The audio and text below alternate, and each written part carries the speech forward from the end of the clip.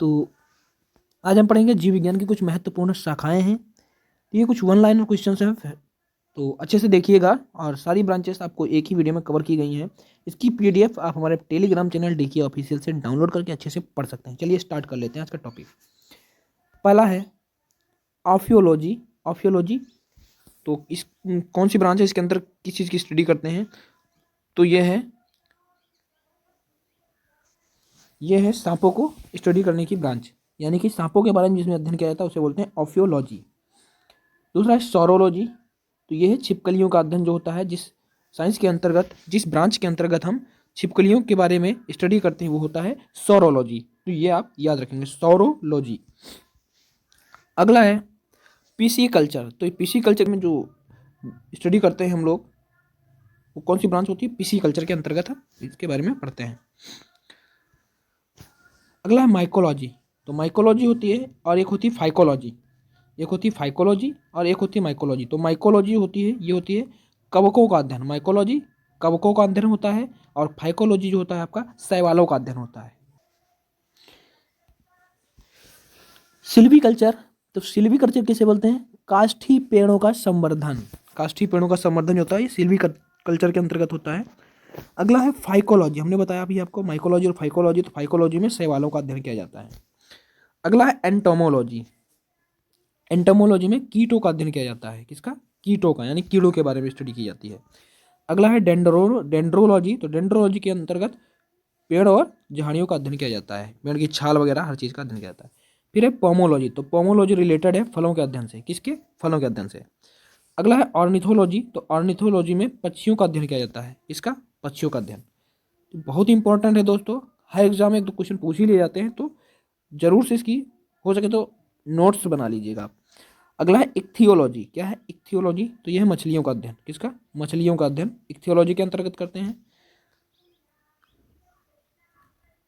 तो इक्थियोलॉजी में मछलियों का अध्ययन करते हैं, मछलियों के बारे में स्टडी की जाती है। बट जो आपका मछली पालन के बारे में स्टडी करते हैं उसे कहते हैं मत्स्य पालन में, पिसी कल्चर में जो मत्स्य पालन की स्टडी की जाती है। ठीक है, तो वो अलग है, ये अलग है। अगला है एपीकल्चर। तो एपीकल्चर में मधुमक्खी पालन का अध्ययन किया जाता है। किसका? मधुमक्खी पालन का अध्ययन किया जाता है एपीकल्चर में। सेरीकल्चर। तो सेरीकल्चर में क्या होता है? रेशम कीट पालन का अध्ययन किया जाता है। तो उम्मीद करते हैं जितने भी आपको दिए गए थे वो आपको समझ में आए होंगे। आप देख लेते हैं अगले कुछ क्वेश्चन हैं इंपॉर्टेंट, उनके बारे में। ब्लड कैंसर जो है ये आमतौर पर किस नाम से जाना जाता है? इसको ल्यूकेमिया नाम से जानते हैं। क्या? ल्यूकेमिया के नाम से जाना जाता है। और ये बीमारी जो है ज़्यादातर महिलाओं में होती है।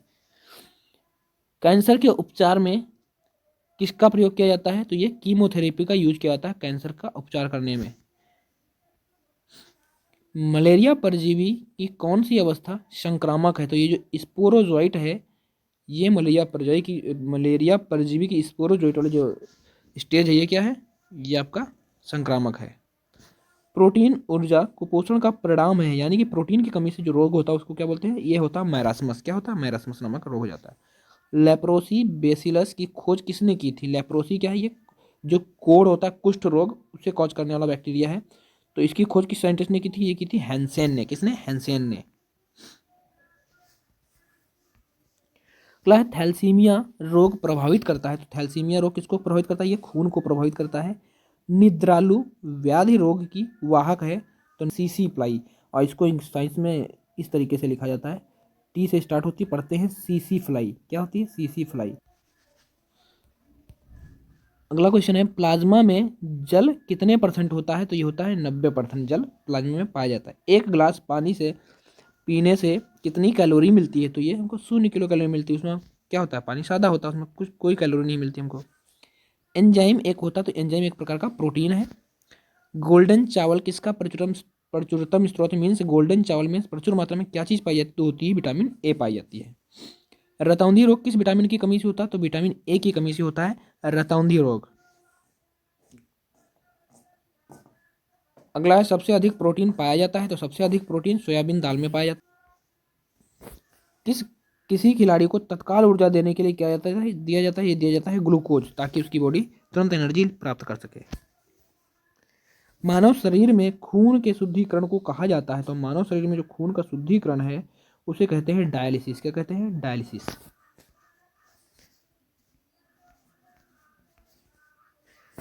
अब देखते हैं अगले कुछ इतिहास के क्वेश्चन हैं। तो ये क्या है, पहला क्वेश्चन है, सिंधु घाटी सभ्यता का विशाल स्नानागार जो है वो कहाँ पाया गया है? तो वो पाया गया आपके मोहनजोदड़ो में। कहाँ? मोहनजोदड़ो में पाया गया है विशाल स्नानागार। सिंधु घाटी सभ्यता के लोगों की अर्थव्यवस्था की ताकत क्या है? तो ये क्या है, कृषि करते थे सिंधु घाटी की सभ्यता के लोग। कालीबंगन कहाँ स्थित है? तो कालीबंगन आपका है राजस्थान में। कहाँ है? राजस्थान में।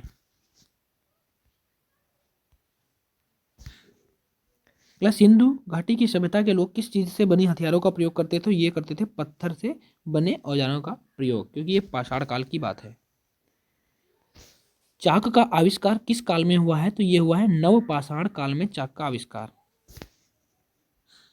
श्रीनगर की स्थापना किसने की थी? तो अशोक ने की थी। कहां पर की थी? वितस्तता नदी के तट पर की थी श्रीनगर की स्थापना। किसने? अशोक ने।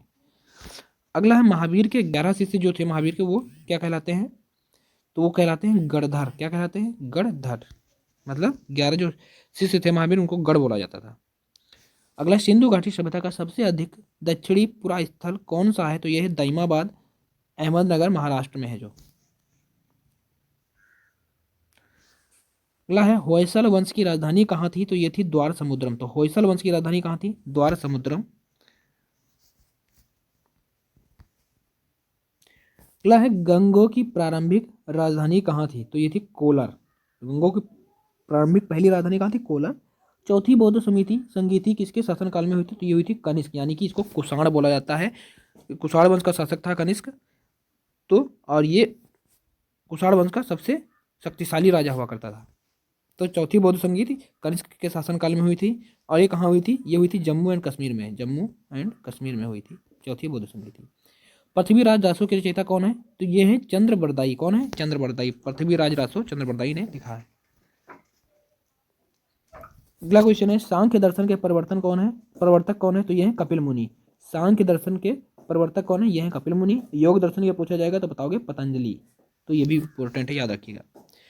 अगला है, चीनी यात्री ह्वेन सांग कब भारत आया था? तो चीनी यात्री ह्वेन सांग भारत आया था 630 से लेकर 644 ईस्वी के बीच में। और ये किसके शासनकाल के बीच में आया था? किसके शासनकाल में आया था? ये हर्षवर्धन के शासनकाल में आया था। समुद्रगुप्त का उत्तराधिकारी कौन था? तो चंद्रगुप्त द्वितीय, यानी कि विक्रमादित्य के नाम से जानते थे इसको। अगला है, जैन धर्म के दो संप्रदाय कौन कौन से थे? तो श्वेतांबर और दिगंबर। श्वेतांबर होते थे सफेद वस्त्र धारण करने वाले लोग, और दिगंबर रहते थे नग्न।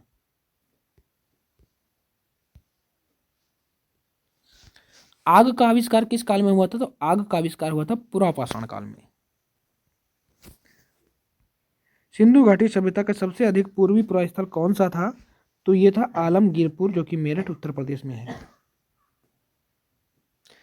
ऋग्वेद में सबसे पवित्र नदी किस नदी को माना गया है? तो सरस्वती नदी को ऋग्वेद में सबसे पवित्र नदी माना गया है। अगला है, गढ़वाल वंश का संस्थापक कौन था? तो चंद्रदेव जो था, ये था गढ़वाल वंश का संस्थापक। सर्वप्रथम भारत को इंडिया नाम से किसने संबोधित किया था? तो ये जो यूनानी थे, इन्होंने सर्वप्रथम भारत को इंडिया नाम से संबोधित किया था। यूनानियों ने, यूनानी के रहने वाले लोग थे।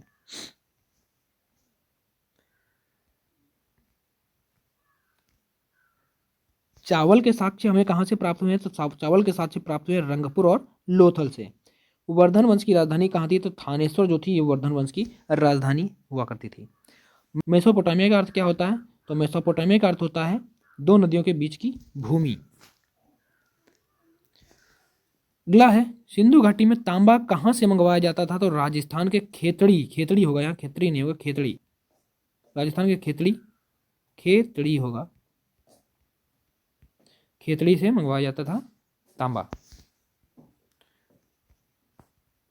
तो उम्मीद करते हैं जितने भी क्वेश्चन कवर किए गए हैं अच्छा आपको समझ में आए होंगे। ऐसी वीडियो रेगुलर पाने के लिए पसंद आता लाइक करें, शेयर करें, कमेंट करें। तब तक के लिए बाय बाय, जय हिंद, टेक केयर, मिलते हैं नेक्स्ट वीडियो में।